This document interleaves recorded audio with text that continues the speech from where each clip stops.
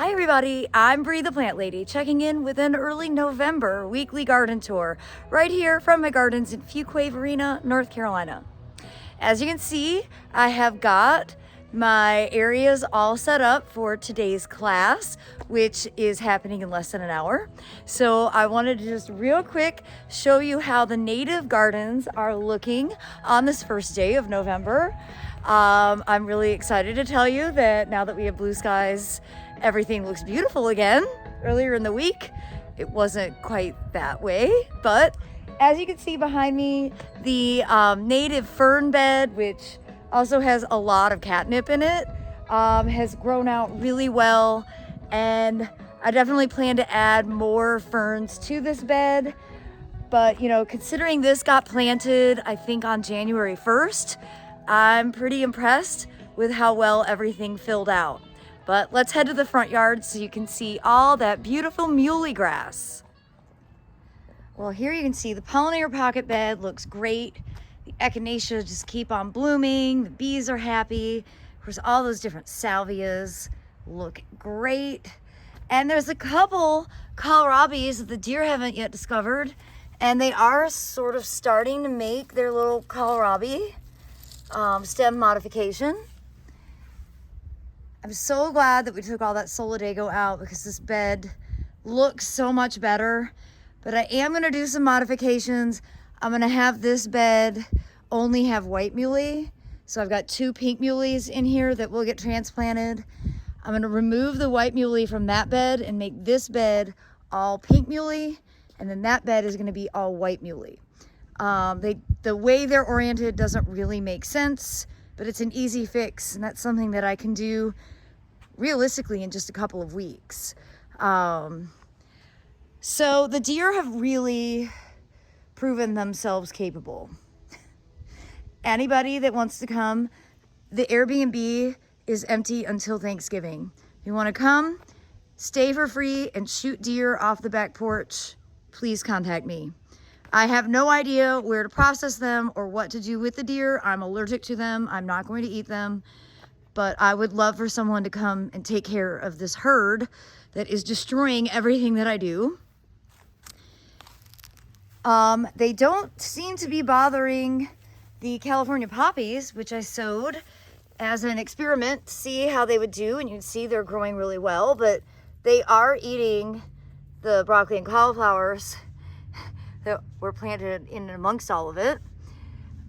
So that's annoying. Not going to deny, I am really irritated with the deer right now. I am calling for a mass killing of the deer in Fuquay. I'm really mad. But you can see the kohlrabis here are starting, you know, they are starting to kind of get their stem puffed up. The calendulas are doing great, which I seeded in just to do it as a germination test. I'm always relieved to see that the seed that I'm distributing does germinate very well. And nice to see the deer aren't eating it. This is a good example of what deer do and don't eat. Doesn't take away my irritation. And y'all, I've had like friends call me and be like, I'm so sorry about your broccoli crop, because they know how much broccoli I eat and how I really do depend on the broccoli I grow.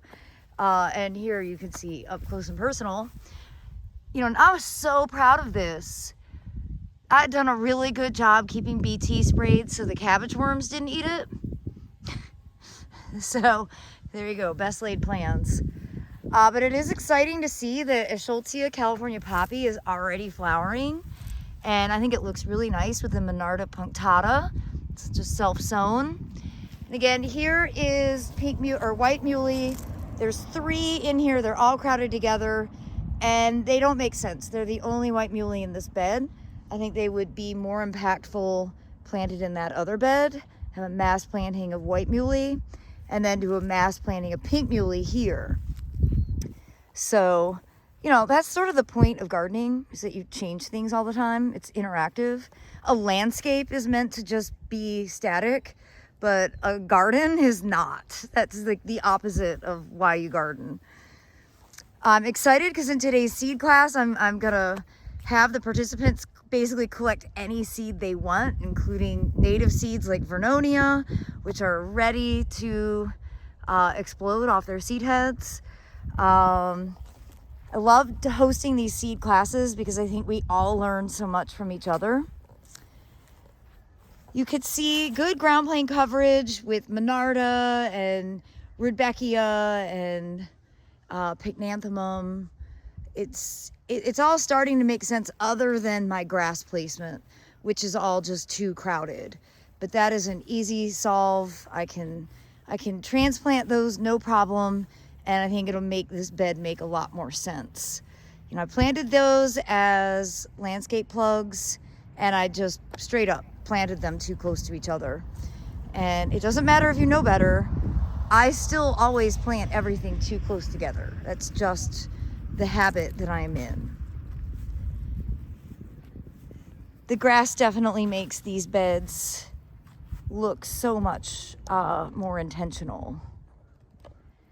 This is definitely my favorite of the beds, and I think it's really because of the white muhly and the seed heads of the Rudbeckia subtomentosa right here, and then the seed heads of the Orangium yuccifolium, rattlesnake master. And I really like that round seed head, that dark with the light grass in the background, and then the fall color on the viburnum. This is, I think, a really pretty view. This was definitely what I was aiming to achieve. I'm glad that I did achieve it, at least in one bed. And now that I see it, I'm starting to better understand how I can manipulate that other bed, make it look a bit more intentional and designy. Because overall, that's usually my criticism of native borders, is that they don't look designed, they look wild and unkept, and I didn't want that to be my front yard. You can see how the pink muhly here just doesn't really make sense. It doesn't look as good. So I think getting all the pink muhly together and all the white muhly together, that's going to make a big impact. Pleased to see lots of California poppies growing. This is, of course, what Aiden and I sowed to see how far a seed pack would go. And, you know, right now the Fothergilla has such good fall color. And it's actually pretty early. I think it's because we were so incredibly dry. But you can see it's just that incredible orange, peachy coloration. Just so, so lovely. And I'm not in any hurry to do anything to this bed. I mean, really my only intention is to separate some of the grasses, space things out a bit. And realistically, I'm not gonna do that until probably after Thanksgiving. So just, you know, something to have on my to-do list for the upcoming months. No major rush. Right now, it's a time to just sit back and actually enjoy the season. Well, the live oak here is starting to look like Charleston. I was just in Charleston, and yeah, I guess I irrationally love live oaks. And this east meets west border, there's lots of non-natives and natives, mostly non-native woodies and native herbaceous. Everything's looking good, but you cannot deny the value of the fall color of forsythia. I mean, look at that, with that bright yellow interior and the dark purple exterior of the foliage. I think it's prettier now for fall color than it is when it's flowering in the spring. But I'm a big fan of forsythia. And, you know, a lot of high-end gardeners kind of poo-poo it because it's very common, but you know what? It's reliable, it's tough, the deer don't eat it, and you really do get a lot of value from it. So I hope that will inspire you to love an oldie but goodie. So I was telling you guys about this amazing hillside at the State Botanic Garden of Georgia, which is in Athens. It's a free public garden. If you are ever in Athens, you absolutely have to visit. It's one of my favorite gardens in the Southeast. And this hillside was so beautiful. I mean, so epically beautiful. It was white cloud muhly, Salvia leucantha, the purple, all purple, and then cosmos. And just those three taxa together in combination made for the most spectacular display. And of course, it was great topography, which I don't have here in my tobacco field, but it's just made my mind go a million different directions and sort of reinvigorated my desire to create a grass bed, a predominant grass bed here in this big open turf area where I would include longleaf pines, Salvia leucantha, and white cloud muhlenbergia, and then do seasonal annuals to fill in the gaps. I can't stop thinking about it, and I really do think that that is going to end up happening here because I just can't help it. This is just too much turf. I'm not needing this. We're not using it as parking like I had originally thought last year. And there's just really no reason not to go ahead and build one more really impressive full sun native bed here in the front yard.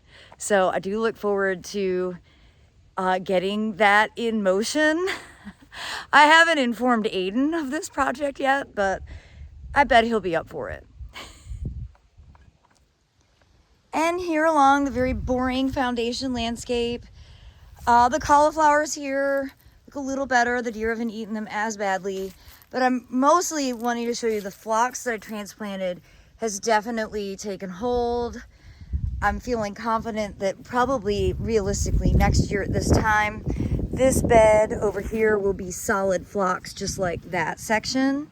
And then of course I pretty much missed the aster show here, but I think this will look really cool with phlox, aster phlox, and then my obsessive compulsive disorder won't be so triggered because right now this foundation landscape doesn't make any sense whatsoever.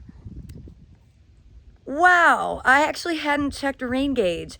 We got 3.5 inches of much needed rain this week. So though it was kind of gray and miserable, that's actually really, really good news. I do look forward to sharing another update with you from the blue house. I will be making that video today while it's sunny because I think we actually do have a chance of rain again tomorrow. And no frost in the forecast, so I'm not exactly sure of when I'm going to get started sort of de-summering and getting fall winter stuff planted, but it'll be soon because I literally am looking for any excuse to be off my computer. So I hope you'll tune in again, and I'm wishing you all the best as the month of November begins. As always, thanks for watching and happy gardening, everybody.